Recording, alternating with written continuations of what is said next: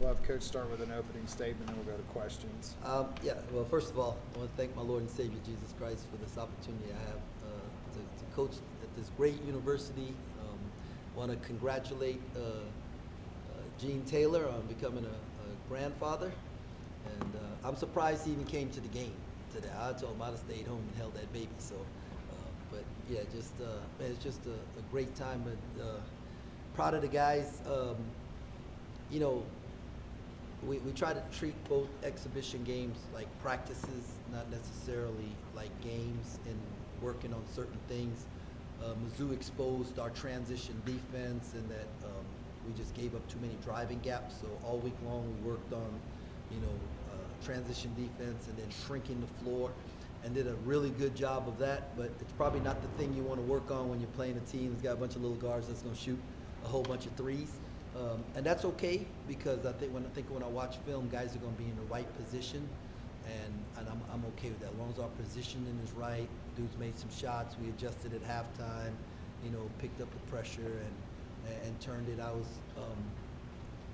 in football they talk about that like middle eight, like we didn't handle the middle eight actually the middle four very well. We were on like a 21-6 run, and we were going to get a 2-for-1, and actually might have gotten like a 3-for-2 or a 4-for-2, and we gave up the offensive rebound, up 12. They hit a 3, so now it's 9. So instead of us going in with a chance to be up 14 going in, it's a 9-point game, and then we come out and they hit a 3 to start the second half. So those are some like little things that you just can't allow to happen, moving forward, and then we got to get better at. But overall, everybody's healthy, and so thankful and excited to move forward. I have to imagine you're getting a little giddy about what this offense can be after the Mizzou game tonight. No, I don't get giddy about offense. But, I mean, we got guys who can score, and Coach Driscoll has done an unbelievable job. From June, coming here in June and like teaching these guys and try getting them on the same page. And I think if you ask them, like man, we're a long way away from what it could be, right? What it could be. And so excited to see how we're going to keep moving forward and get better. As far as PJ, he's never had a 10-assist game in a college game. He has one tonight. Just the point of emphasis that's been, just facilitating and everything, just how much has that been, and just what are you noticing from him early on? Yeah, I don't think, I think it's PJ's other stops, he wasn't required, like that wasn't needed of him. They needed him to be a scorer, and I don't think people, I know I didn't realize what a good passer he was. I thought there was going to be a lot of teaching and breakdown that need to take place in order to teach him to make ball screen reads and stuff, and it hasn't been as much as I thought. He's further along as a passer. He really sees the floor. He's a weapon on an under OB because he finds the open guys, and in a ball screen he can make the right read. And so excited about that. And I had 7 turnovers, but I bet 3 of them was trying to get it to the forwards, and I'm okay with that for tonight.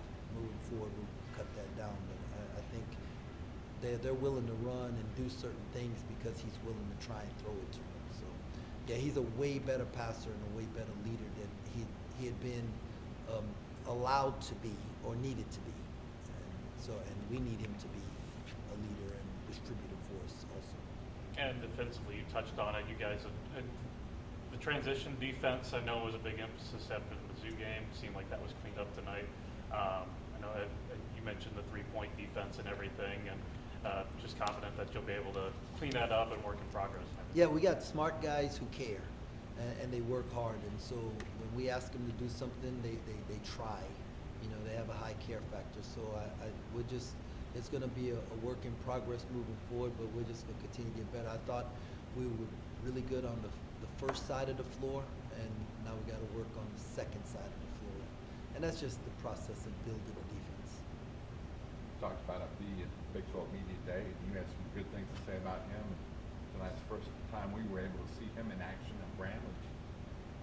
What have you liked about the way he's progressed since he's arrived here in practice, and how did that kind of show itself tonight on the court? Who I didn't hear who you were Oh, right here. Oh, about Abdi? Oh yeah. Well, Abdi's a bucket. Yeah, he is. Like, he's a bucket, and he works really hard, and he's got a high level of confidence, and he's and to me, what I like is how he's like starting to embrace trying to being a better defender. But on the offensive end, man, yeah, it's easy. Defenses are going to have to pay attention to him, and it's going to open up things for other people because of that. And we just, this wasn't special tonight. This was just okay for him.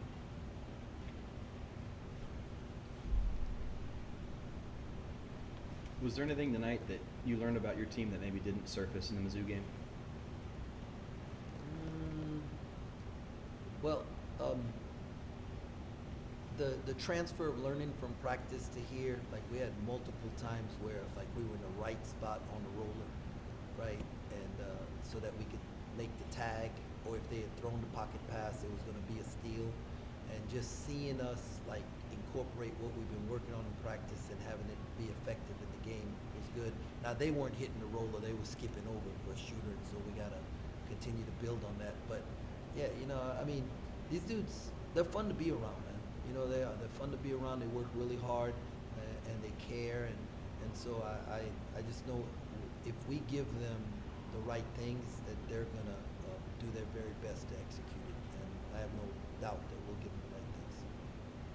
Castillo, it just seems like he's maybe so much more confident right now. Have you seen that all throughout the offseason in practice? Yeah, freshman, sophomore year. But what he did is that he recognized that he had to get stronger, and him and Phil became best friends, and you just saw the change in his body, and that strength, has really helped him. And David will, like, eventually in his playing career here at Kansas State be our PG1, and so part of what he has to do is he got stronger, so he's a way better defender because he can't. I mean, he wants to guard, and he's got the strength and the feet to do it,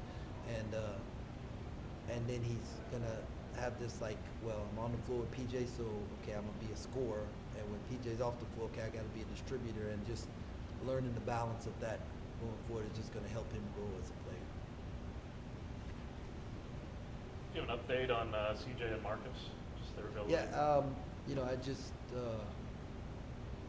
told both of those guys before the game that I wasn't gonna play him because I needed to see certain rotations, and then we will figure it out moving forward exactly what's going to happen. Any other questions for Coach? Okay, thank you. Go Cats.